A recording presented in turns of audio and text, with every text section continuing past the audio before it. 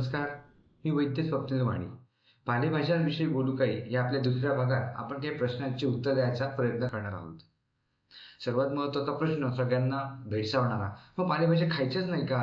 तुम्ही आयुर्वेदात पालेभाज्याच्या विरोधात आहात का? असं नाहीये. पालेभाज्या आठवड्यातून एकदा खायला सांगितल्या ते मागच्या तुम्हाला व्हिडिओमध्ये म्हटलो पण आहे.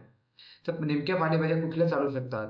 तर तांदूळजा, साधा माठ, तांबडा माठ, राजगिरा, किंवा चवळाई, पुनर्नवा, अमृता अशा काही पालेभाज्या आयुर्वेदात सांगितलेल्या आहेत. त्यासुद्धा तुम्ही पालेभाज्या या खाऊ शकता.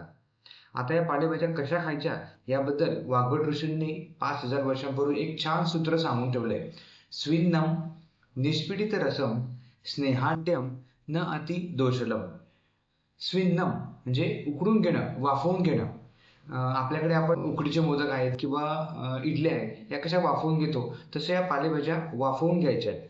त्यानंतर निष्पीडित रसम म्हणजे त्यांच्यातला रस हा पिळून काढायचा आहे आणि तो रस खायचा नाहीये, तो तसाच टाकून द्यायचा आहे आणि तो जो चोथा आहे तो आपल्याला जेवणात घ्यायचा आहे.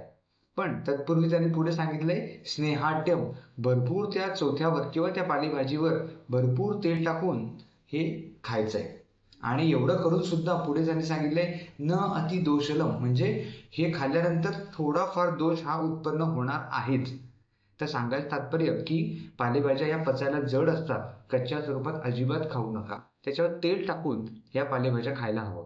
म्हणजे आजकाल जे बाजारात सॅलडच्या नावाने जे काही खपवलं जातंय किंवा सांगितलं जातंय हे फार साफ चुकीचं आहे आणि तुम्ही नकळत तुमच्या पोटावर अत्याचार करत आहात हे लक्षात घ्या. आणि आपण काही जनावर नाही आहोत. मी मागच्या व्हिडिओमध्ये पण म्हटलं की त्यामध्ये सेल्युलोज पचायला जड असतो. आपण त्या जनावरांसारखं ते असं गिळलं आणि पचवून टाकलं एवढं सोपं आपलं पोट नाहीये.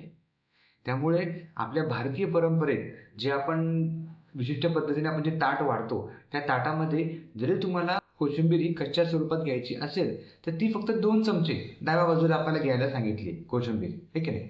2-2 डिशवर सॅलड स्वरूपात अजिबात खाऊ नका.